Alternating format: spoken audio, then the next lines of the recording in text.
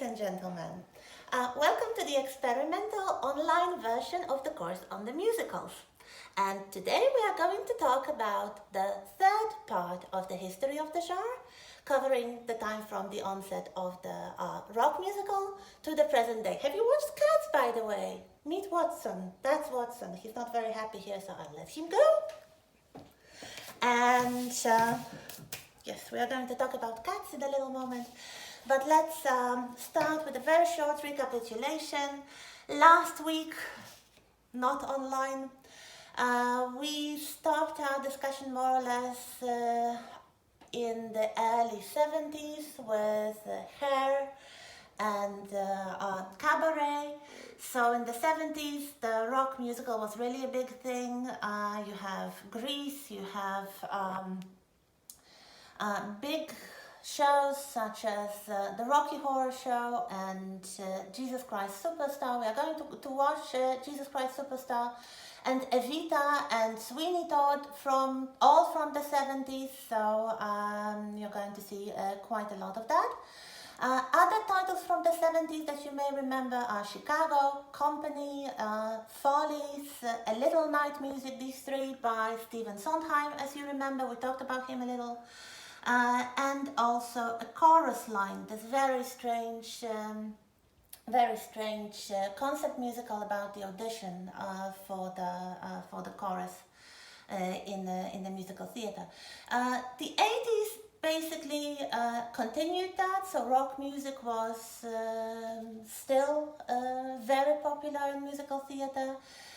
We also have the onset of the so-called mega musicals, that is huge, spectacular productions that were very heavy on visual values, on elaborate sets, costumes, and such spectacular features.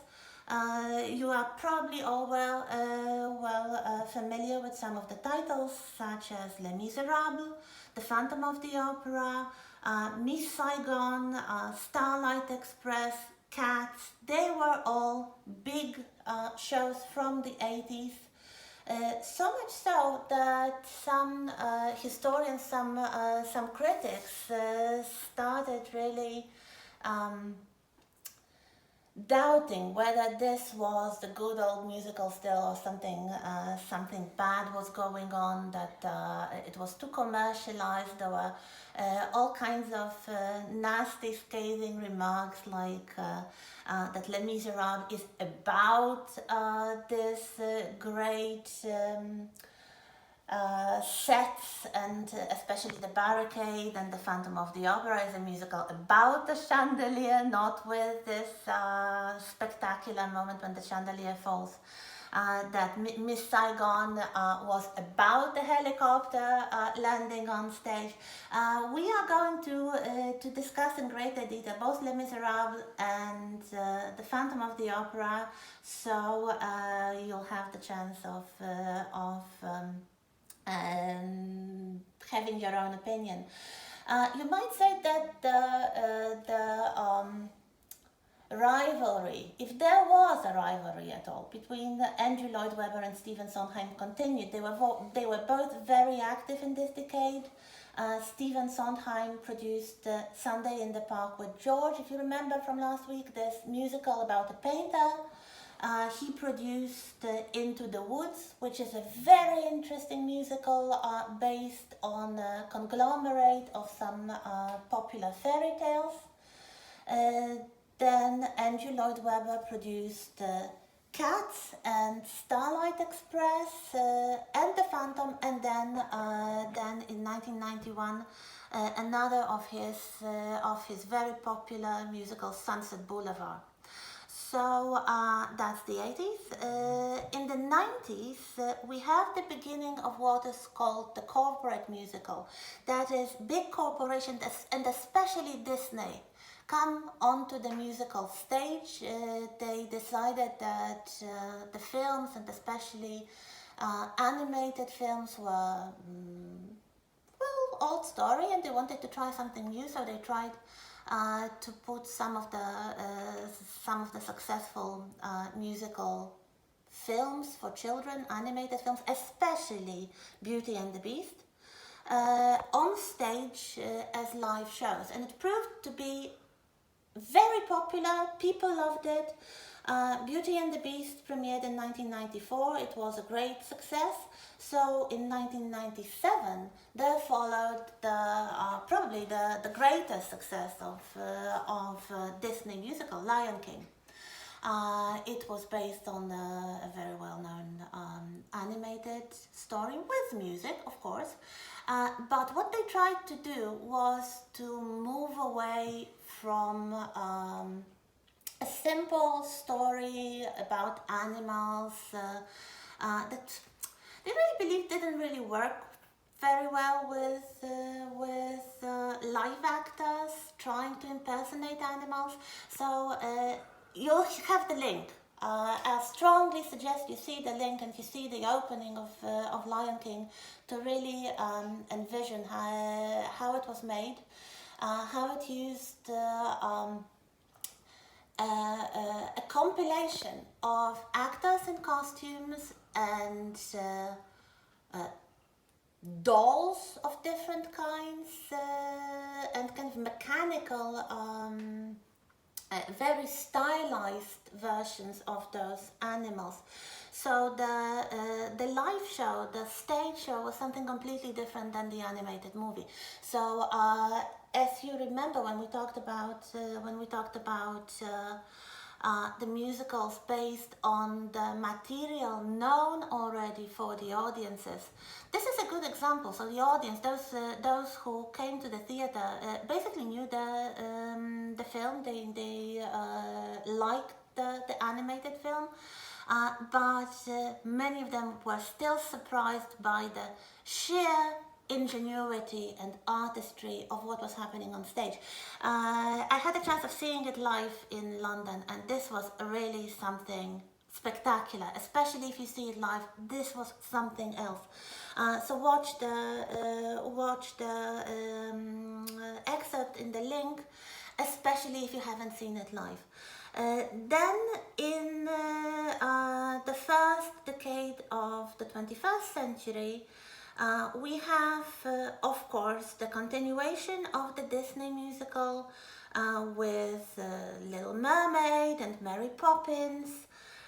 We have some of the late mega musicals, especially Wicked, a new version on the topic that featured very many times on musical scene, that is The Wizard of Oz.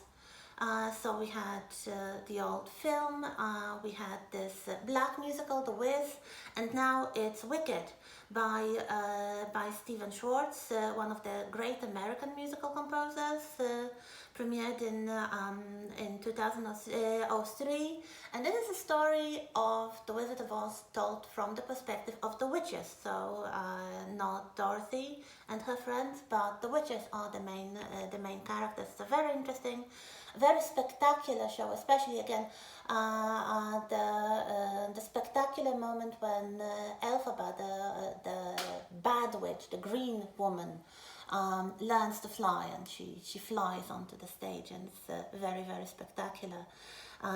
It's mostly a story about friendship, about high school. Remember, we talked about Grease as one of the first successful high school musicals, and this is a kind of fantastic version of a high school musical, featuring, of course, magical school and magical students. But yes, there will be more. There will be more to come. There were some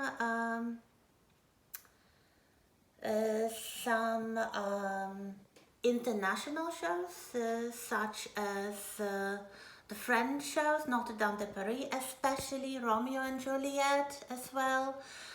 There were German language shows like Tanz der Vampire and Elizabeth.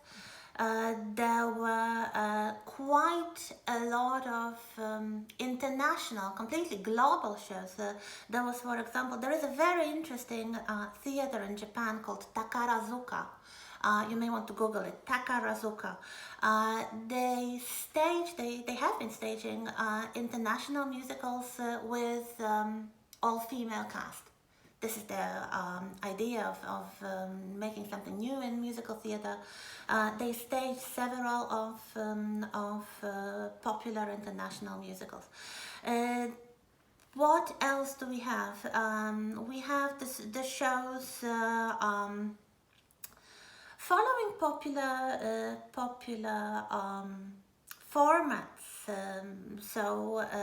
Set in the 19th century, set in some sort of gothic reality like Jekyll and Hyde, adventure stories in historical setting like Scarlet Pimpernel.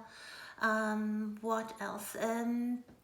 We have quite a few very popular jukebox musicals, things like Mamma Mia, of course, and Rock of Ages, and we'll talk about some of them in a little moment.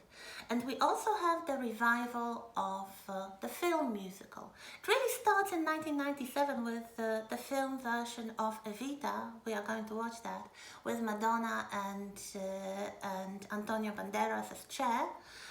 It started a renewed interest of the film industry in actually adapting popular stage musicals for the big screen. One of the interesting takes, something that really didn't start on the stage but was an original screen musical, was Moulin Rouge. A version of a jukebox musical with some of the well-known songs in very unusual arrangements, especially if you remember that and Roxanne, the popular song by Police, was made into a tango, something completely unexpected, and the whole story was actually based on an opera. If you remember, Miss Saigon is a version of Puccini's Madame Butterfly, and Moulin Rouge was in a way a modernized version of Verdi's La Traviata, about a beautiful courtesan who falls in love unexpectedly with a poor young man. This brings us to the modern world of the musical. So we have another great success, another show that basically defines this age, that is of course Hamilton, but we also have some other interesting things happening, like there is a whole influx of the musicals that are set in high school environment, things like Heathers and Be More Chill, and everybody's talking about Jamie, and of course Dear Evan Hansen. Some of you wanted to discuss it today, so we will in a moment. There are some shows which experiment with form, such as Pierre, Natasha and the Great Comet, and Hadestown, a very interesting take on classical mythology. And that's the end of this installment, and in a moment we'll talk about the different styles and genres in this modern age of musical theatre.